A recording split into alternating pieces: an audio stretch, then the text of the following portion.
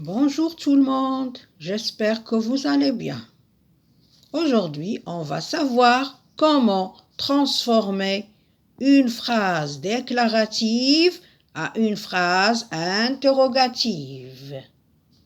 يعني كيف يمكن لي أن أحول جملة إخبارية إلى جملة استفهامية. Premièrement, les touristes admirent le bon travail de nos artisans. Ça, c'est une phrase déclarative.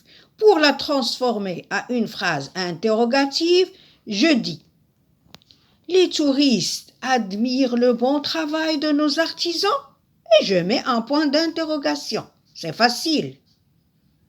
Deuxièmement, j'ajoute « est-ce que » au début de la phrase et je dis est-ce que les touristes admirent le bon travail de nos artisans?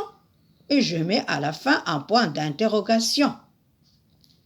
Troisièmement, ici j'utilise l'inversion de sujet. Qu'est-ce que je dis? Les touristes admirent-ils le bon travail de nos artisans? Ici, regardez, j'écris le sujet, j'écris le verbe et après le verbe, j'écris un pronom personnel sujet. Et pour écrire ce pronom personnel sujet, je dois voir bien le sujet. Ici, on voit que le sujet est un nom masculin pluriel. Je peux le remplacer par il avec s. Alors, je dis « les touristes admirent-ils » et comme vous voyez ici, j'ai mis un petit tiret entre le verbe et le pronom.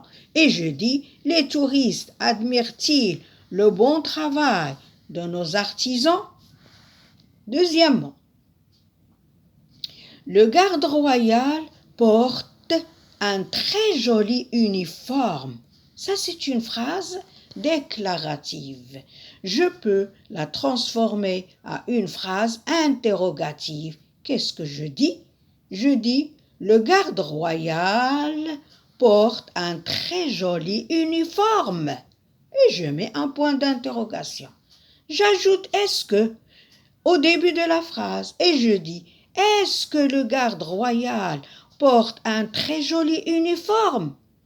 et je mets à la fin un point d'interrogation. Bien sûr, c'est une phrase interrogative. Et à la fin de chaque phrase interrogative, je mets un point d'interrogation. Troisièmement, le garde royal porte-t-il un très joli uniforme? Ici, c'est l'inversion de sujet.